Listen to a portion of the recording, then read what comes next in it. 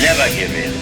Never give in. Never, never, never, never. You and I have the courage to say to our enemies, there is a price we will not pay. There is a point beyond which they must not advance. Socialists don't like ordinary people choosing, for they might not choose socialism. We cannot afford to be so politically correct anymore. Conservative One. With George Christensen. G'day, I'm George Christensen, host here at Conservative One, the podcast defending traditions and freedom. And we've got a great guy on this evening. He's part of actually the platform that this show is on, the Good Sauce, which if you haven't had a look at yet, go to goodsauce.news, but hopefully you're watching it from the Good Sauce platform. The person who I'm speaking about has been a champion defender of Australian values. He's been involved in politics a long time. He's often attacked from the left by some of the very, very things that by people on the left who are doing the very things that often the people on the left attack others for, and that is racism. I've got to say, here's Warren Mundine, great man. Mate, I think we were touting you at one time as potential future Governor General.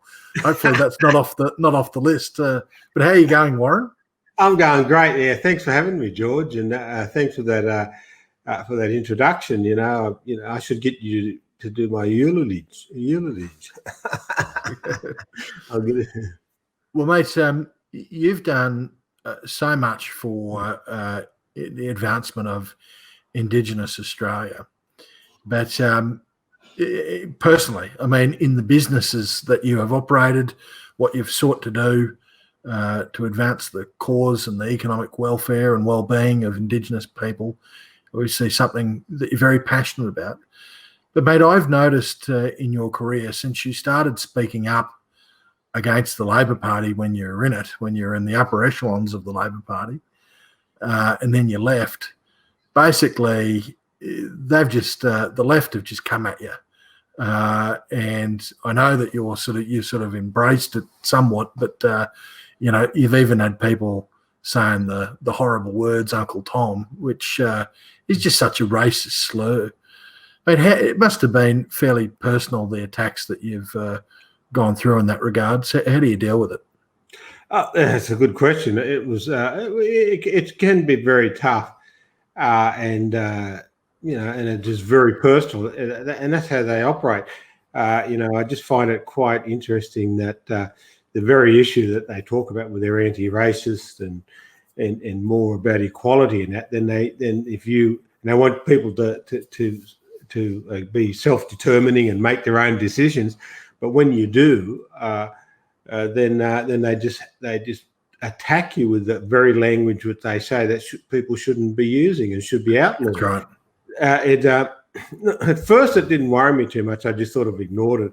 But funny thing is, a lot of it I didn't know about because it was always out there in that social media area, and I wasn't quite in there. So, and then when I started getting involved in the social media area, I just realised how just dreadful it is, and it's and it did affect me. I can't say I didn't. People probably remember 12 months, not that long ago, where my wife found me in the backyard in the rain, laying on the ground, and I felt really, just depressed about the attacks and everything like that.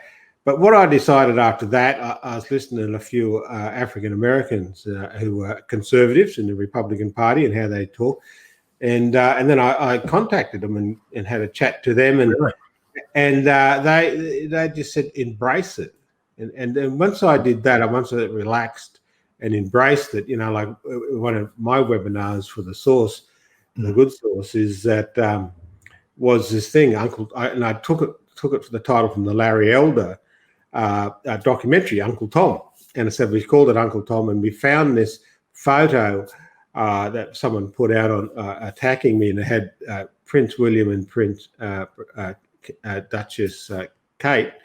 And they took the head of Duchess Kate, put Jacinta Price's head on, and put my head on, Prince William, and then they had this thing, the King and Queen of Coconut Island. So that's what we called the webinar. We called it Uncle Tom and the King and Queen of Coconut Island, which is a very racist attack on you.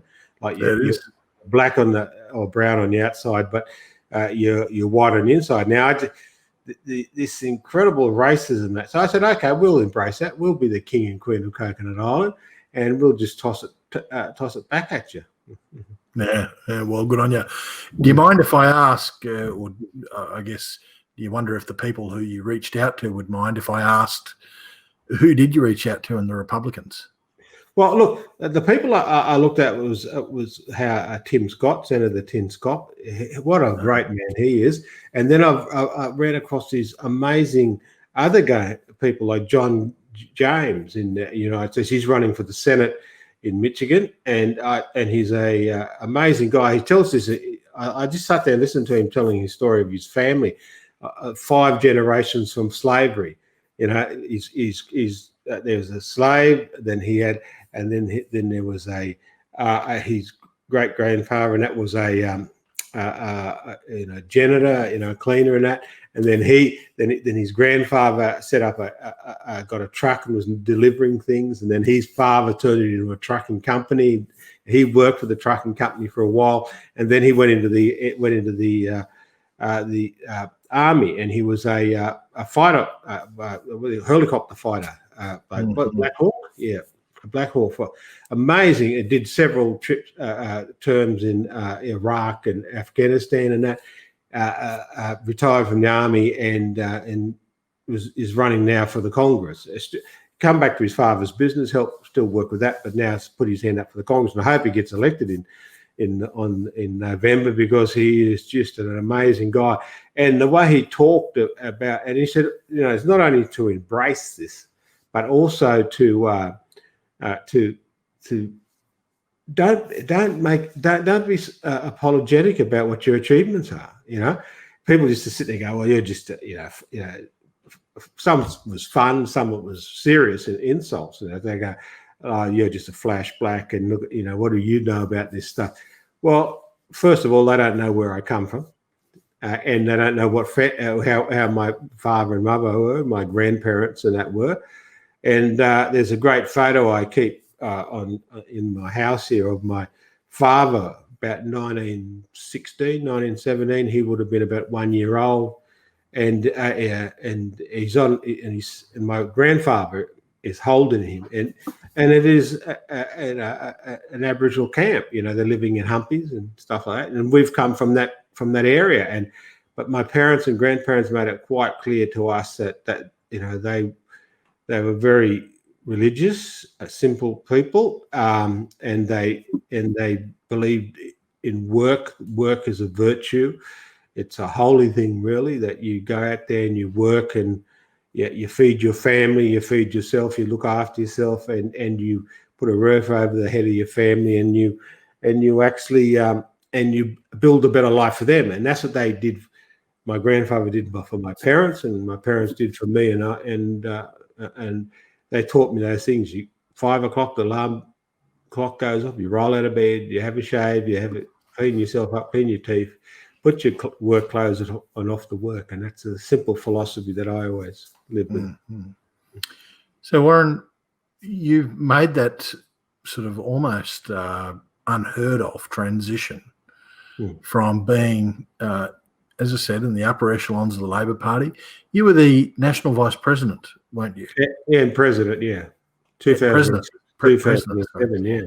Sorry. So you've gone from that to actually running for the coalition. How does that transition happen? How did it come about that you left the Labor Party?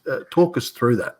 Well, it's one of those funny things, I remember Ronald Reagan made the comment that they say to him that he was a Democrat, and they said he left the Democrats to become a Republican, and he said that really the Democrats left him, and he's always had his personal stance. And to be quite honest, that's how I see things. You look at the Democratic Party in the United States, that is not the party that I knew when I was a kid growing up. You hear about Kennedy and you hear about these great achievements, LBJ and stuff like that. And then by the time Reagan come along, I was sort of in the same boat. I was always a conservative. I have a very conservative values in regard to family and work and the way you do things and that. But I was also a very strong, liberal Democrat, if you'd like to call it, in the sense of the free market, the enterprise, entrepreneurship, and the only way you can move ahead is to work and to get educated and do things like that. So I was in the right wing of the Labor Party.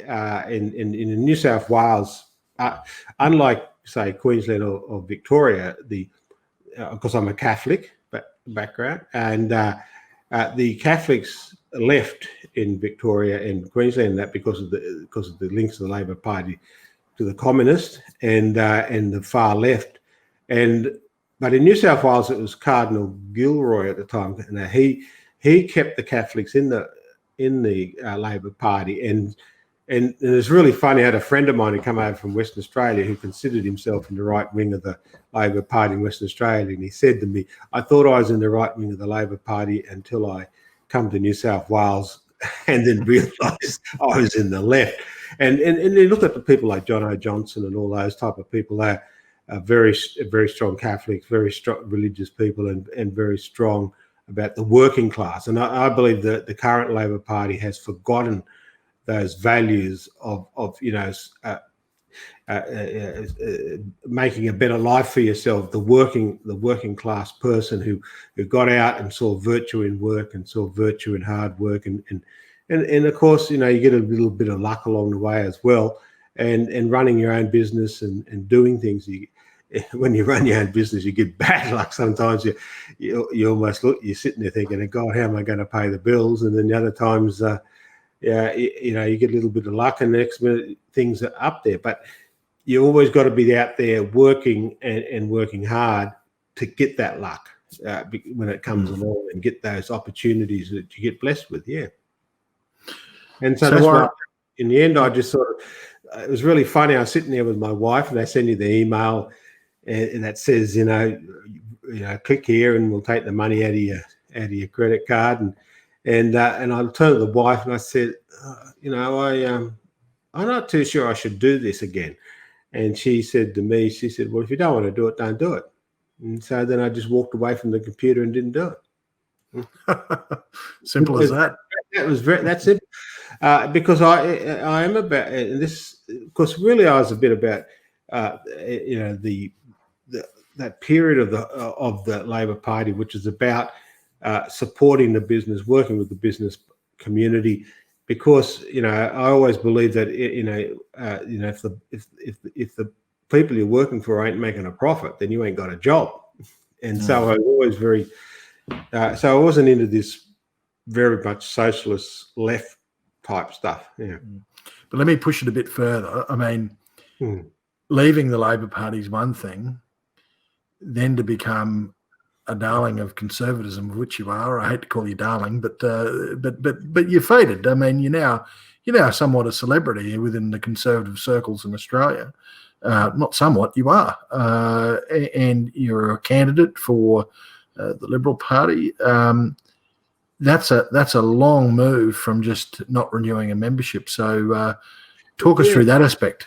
Yeah, look, I suppose I'm a very simple guy, and I don't have this big philosophy, strong change. I'm just I see myself as a worker, as an Australian, and I see those values and culture of being an Australian. I just love Australia. It's look, we're the best country in the world. I know the Americans say it all the time, but I got to say you'd be hard pressed to find a better country than Australia. Of course America's up there, but and we look to America because of it's the great experiment of liberty and freedoms and that. But I think we sort of in Australia we sort of get that right, and they get that culture right. The thing that made me it was, to me, was the realization that I was actually, I always knew I was a conservative, but the realization that that it is all very well to be a conservative and just go through life and that, but I have a passion for my, fellow Australians and that about, and because we're under constant attack at the moment about our culture and about who we are as Australians, and I just wanted to defend that, and so when Scott Morrison, the Prime Minister, rang me up and said, "I heard that you're, because I was talking to people about it, thinking, gee, what am I going to do in regard to this?" And I said, he said, if you're thinking about running, I want you to run for the Liberal Party. And to me, it's funny because being of my conservatism, I suppose I would have been a bit more of a national type person, but you're always welcome. In fact, I had many conversations with that. In fact, because coming from the country too, I was born in Grafton, and half my life has been in the bush. 35 years of my life I spent in the bush, and so I was very much aligned with that. And so when he made the offer, look, I thought I liked ScoMo, I liked the Prime Minister, because I had worked with him when I was working with Abbott and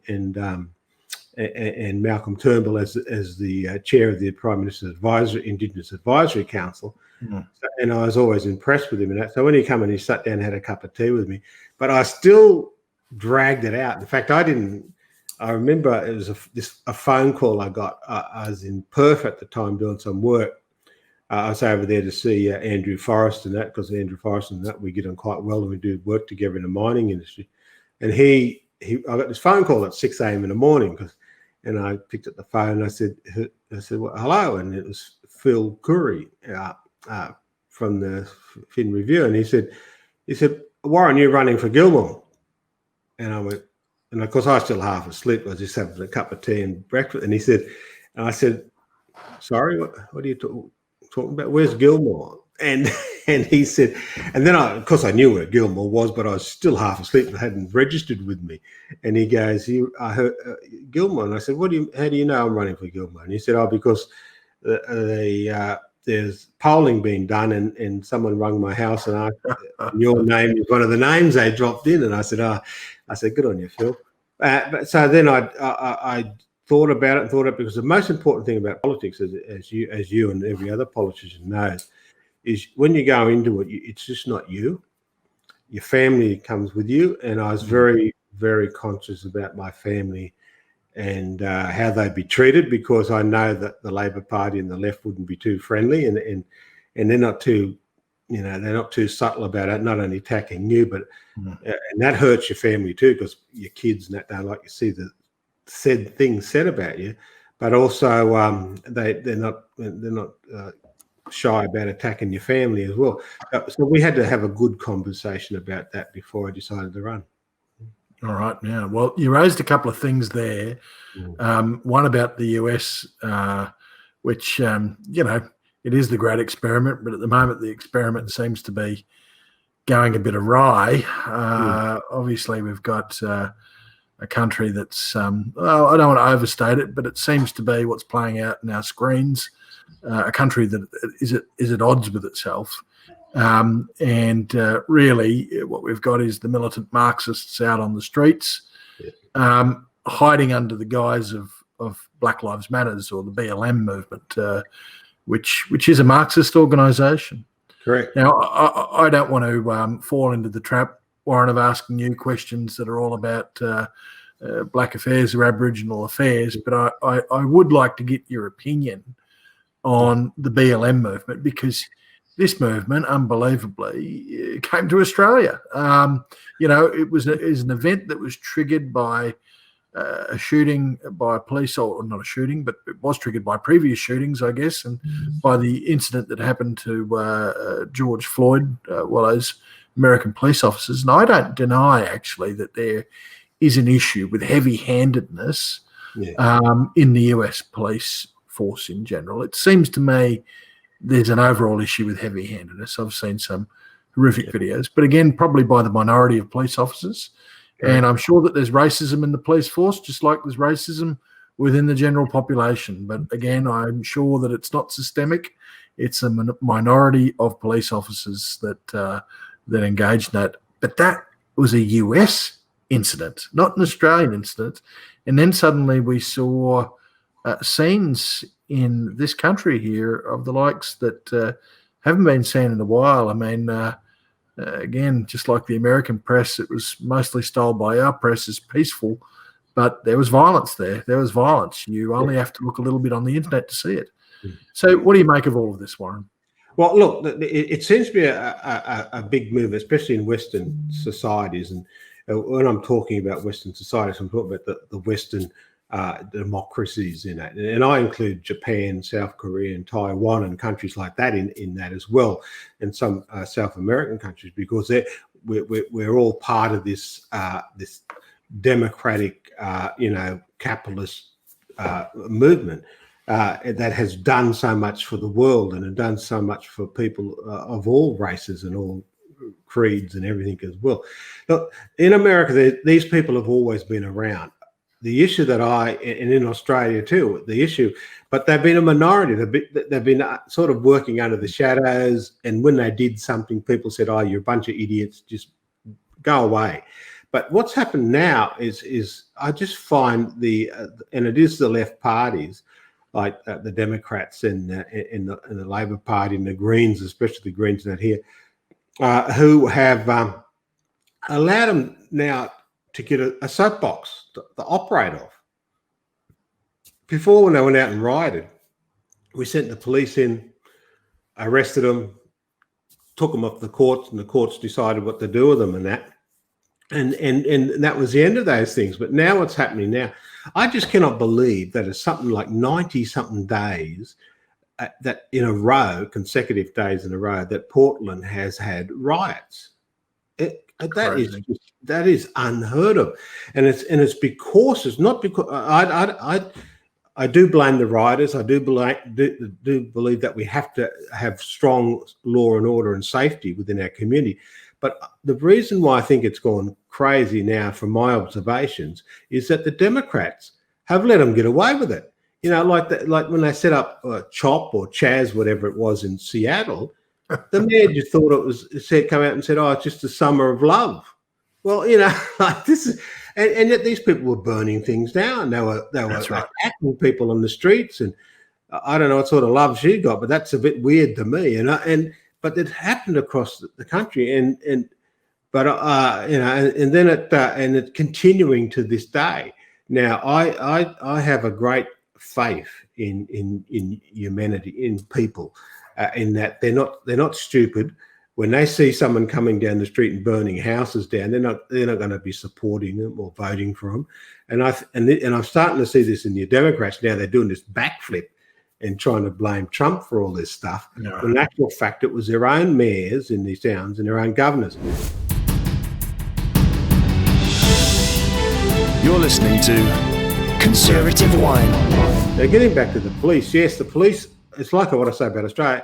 I say about every country. Every country in the world has their racists and their fools and their troublemakers, but there's such a tiny minority in that of the population. So when people say, "Oh, I had a racist experience yesterday," and then they turn around and say, "Oh, so Australia must be racist," I said, "Don't be stupid. Look at Australia.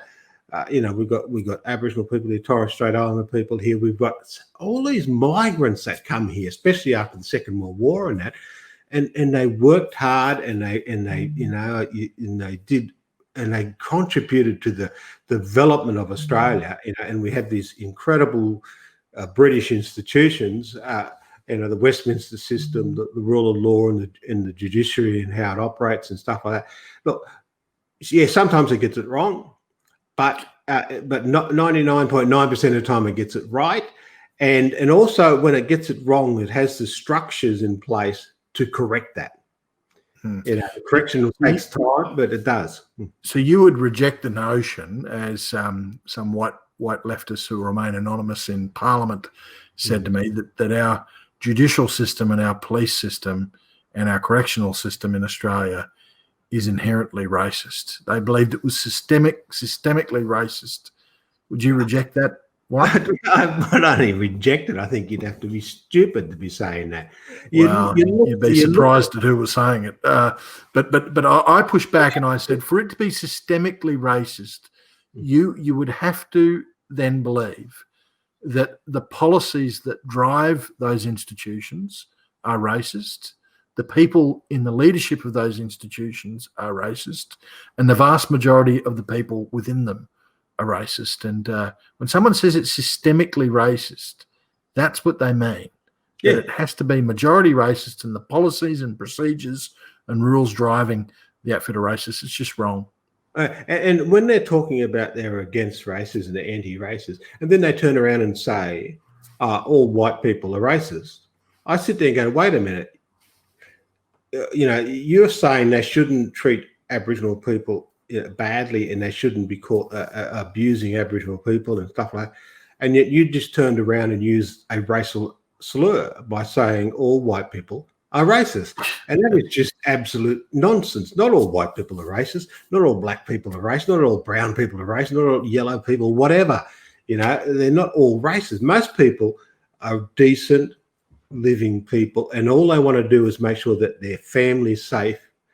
They got a job, and they're trying to build a future for themselves. That's what they care about, and also they all get on quite well. People do get on quite well, and even they might very Aussie thing, taking the piss out of each other and laughing and having and cracking jokes because whatever racial or background you do come from. Now I come from an Aboriginal Irish background, and so that probably explains my drinking habit. But so it's just people don't take jokes anymore. I reckon I just find this totally bizarre.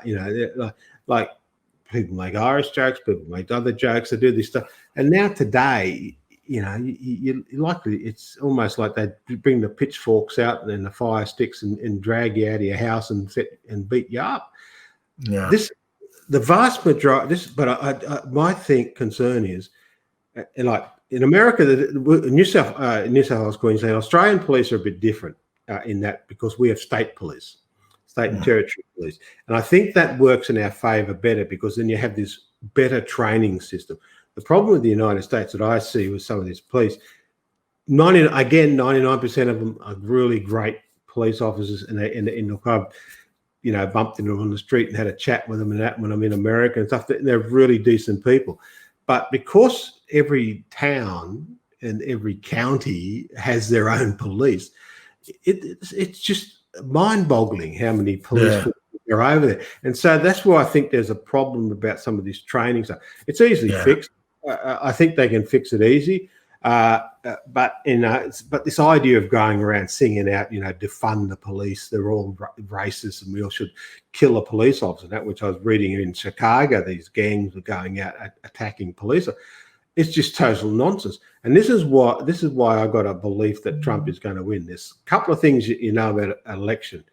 One, it's always about the economy. The people are concerned about, have I got a job tomorrow? Can I feed my kids? Can I do this? And about law and order. No one's going to come to my house, kick the door, and steal my furniture or my car. And that. They're the two big ones. And then everything else, comes into play, but at a lower level.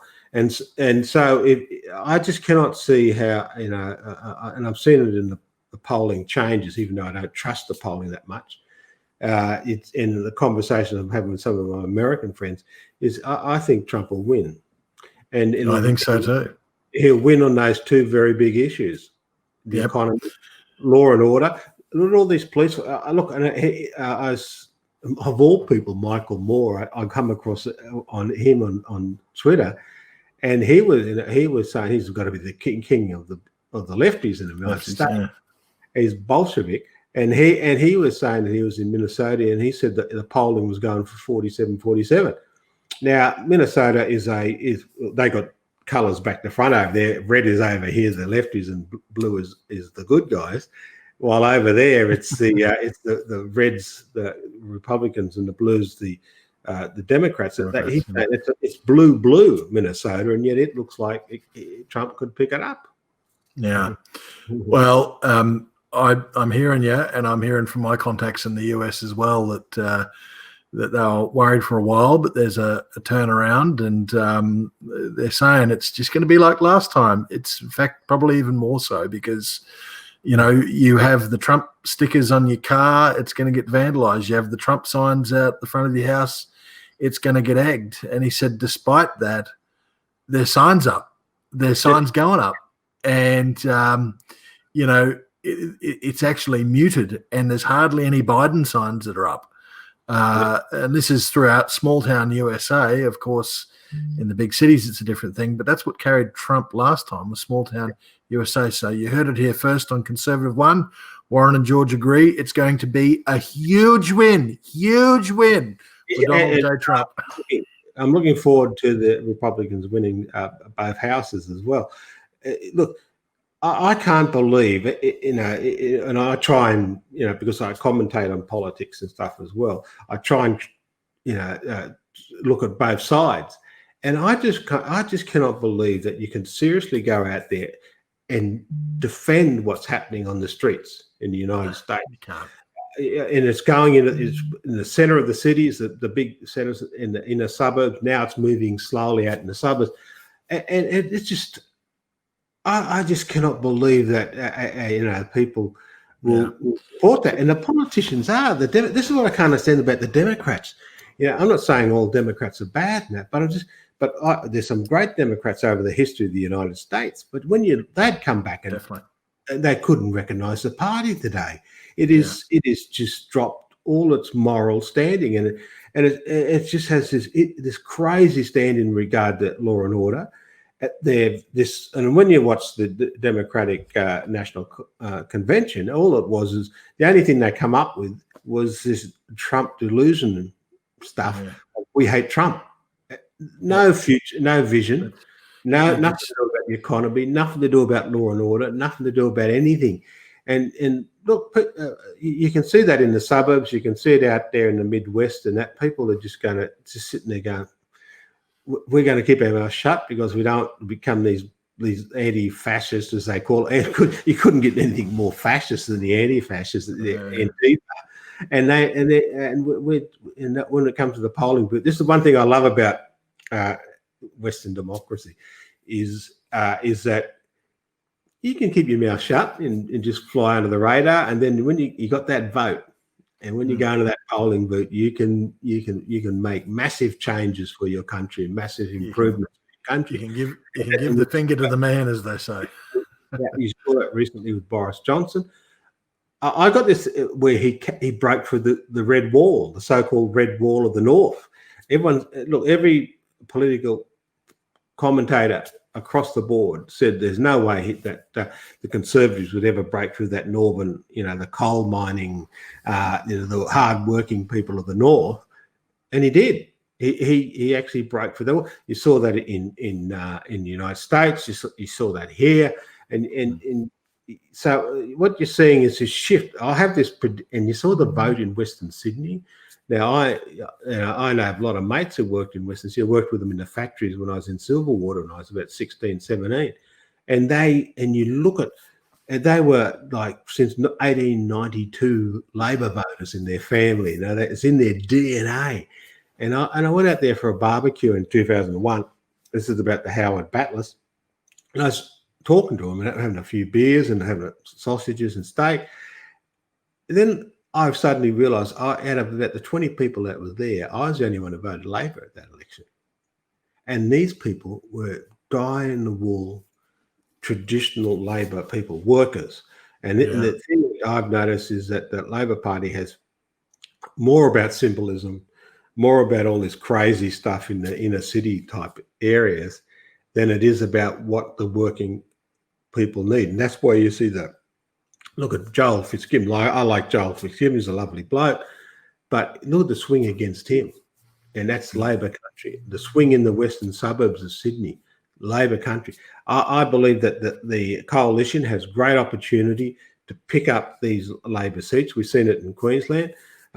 Pick them up and talk about the bread and butter issues about what working people, what people who built this country, the migrants and everyone else did, and defend our institutions. I just find it bizarre that these people are talking about this systemic racism. That's just, to me, is total madness. I think when you look at the structures that have been built over the few hundred years about with the British democracy and that, yes, the United States had slavery, but the institutions were able to overcome that and get rid of slavery. Yes, there were the Jim Crow laws and that, but the institutions were there of liberty, freedom, and the law and all that, and democracy. You can get elected and change. They changed those things. Same in Australia. We got rid of all the old Aboriginal protection laws and all that. In fact, when people talk about systemic racism and about how bad it is racist today, I say, name me a law that is targeting Aboriginal people and to oppress them. Name me a law, and no one can name anything. And I said, well, when I was born in the 1950s, I was born in 1956. There were laws that were against Aboriginal people. But and this is another thing. This is one thing I think the Conservatives and the coalition need to really promote more, is the great work they did. 1967. Who had which all people rave on about how wonderful that referendum was? Who did that referendum? It was a coalition government. Harold Holt, it was Paul Hasluck and all that. They're the ones who did that, to have that referendum. What an incredible referendum was. The vote, all Aboriginals getting the vote, that was done by the Menzies government.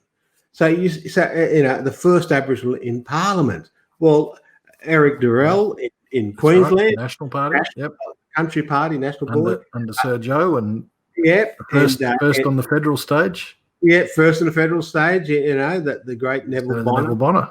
Yeah, and so now, if that was it, the Labor Party did that have memorials set up and statues and songs and dances and that. Yeah, we and it's one thing that we do badly on our side. We don't parade our achievements like that so much because I think it's also because we consider them individual achievements. Yes, not achievements on behalf of a race. It was Neville Bonner elected. He just happened to be an Aboriginal man. That's correct. We don't hold it up that he was elected because he was Aboriginal. No, he got there, went through the whole party process of the Queensland Liberal Party and got pre-selected, got done that, and then he was put in Parliament. And then he was elected a couple of times after that, re-elected. And so right. Like every other person in this country, he went through all that. So, Warren, final question. It's a bit of a deep one, and I'm going to tell a little bit of a story first. What happens, I mean, you've outlined all of why Australia is a very plural society, a society that's not racist, and America too, for that matter. And yet we have the riots in the streets over in the US, the protests that have turned quite violent. And the old adage is what happens in the US, whether it's 3, 4, 5 years down the track, happens in Australia. True. And Australia, whether we like it or not, I mean, there was a checkered past in regards to Aboriginal European relations. I can tell you one, and this is a story I'm going to tell, one in my family. My grandmother, in her twilight years, told me a story. A memory must have sparked in her head when she was quite old, and she told me about when she was on her father's cattle property as a young girl. And my great grandfather, who I never knew, was one of the sort of pioneering families in the Mackay region, and had a big cattle property, and there happened to be a young Aboriginal boy that hung around the property from time to time.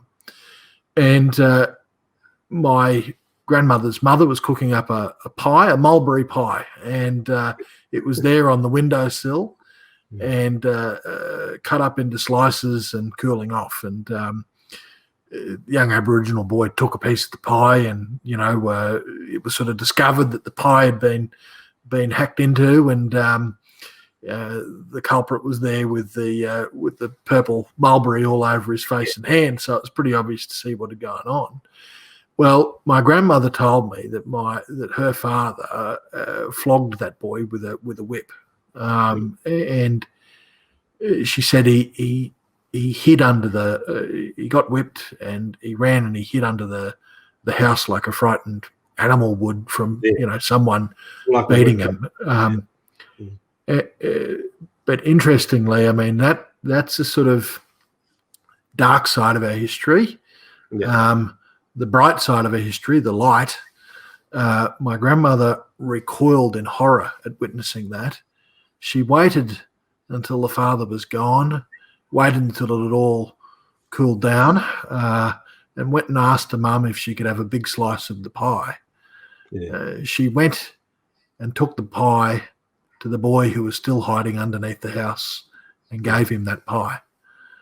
And I like to think that is sort of the story of Australia. Yes, there was a checkered history, but, the right always prevails.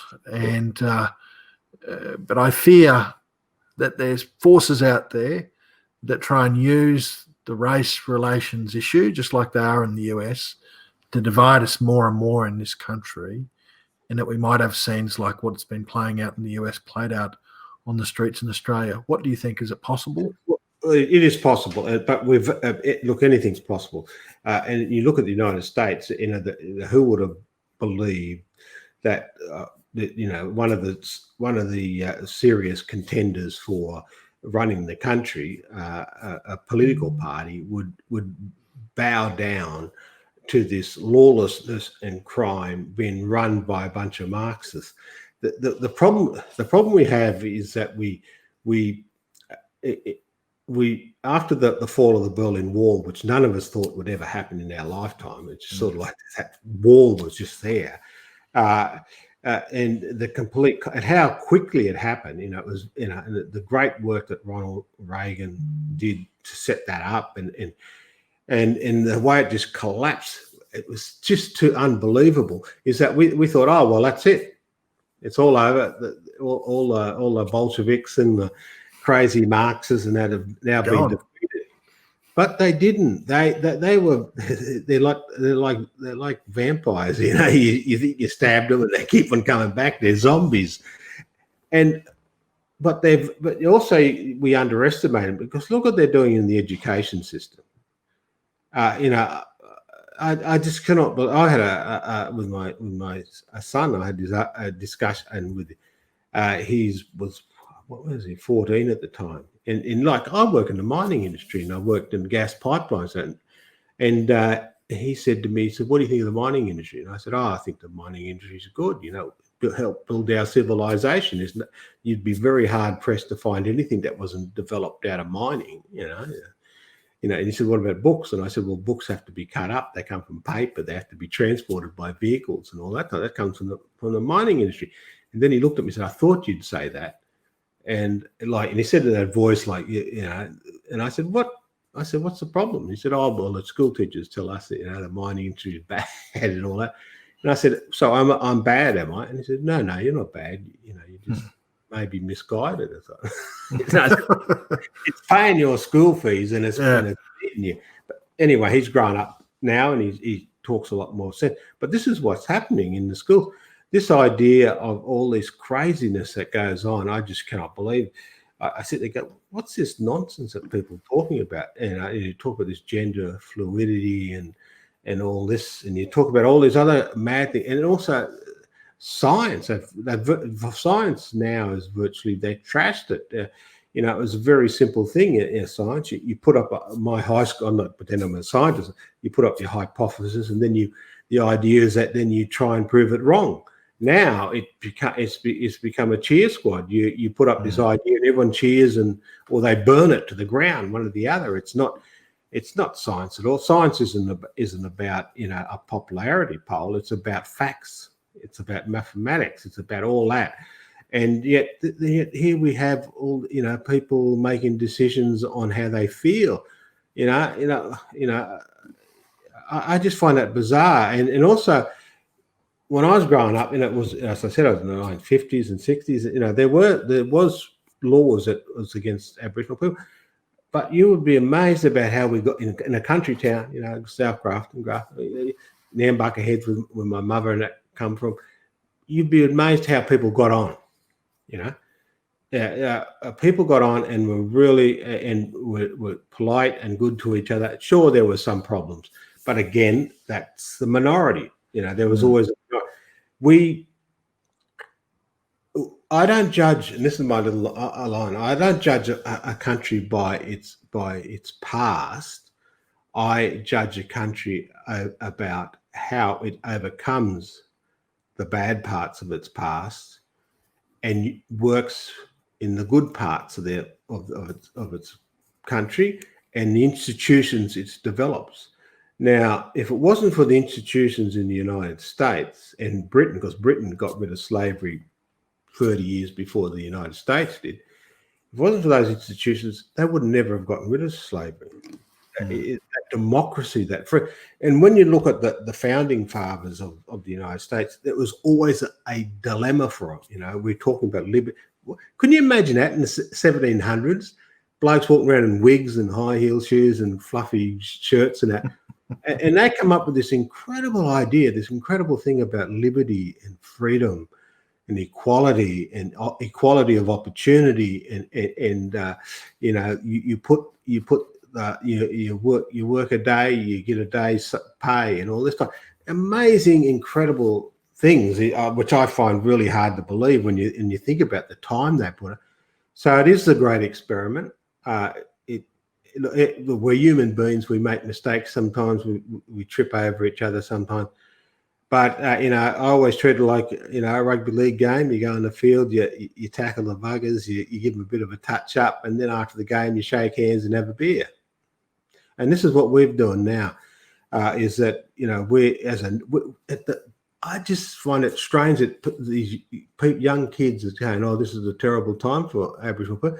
I said, "What are you talking about? This has got to be the most freest time for people, ever in humanity." And I'm not even talking about Aboriginal people. I'm talking about all those people who had to escape from Europe after the Second World War, and they come to this country and they got all these freedoms and democracy and law, and yet people are running around saying, "Oh, this is terrible. This is systemic racism." Well, what they're calling about that institutions were the very institutions that gave us those freedoms. Yeah. And so if they're so systemically racist, they're doing a bloody bad job about it, I can tell you. Well, Warren, more power to you.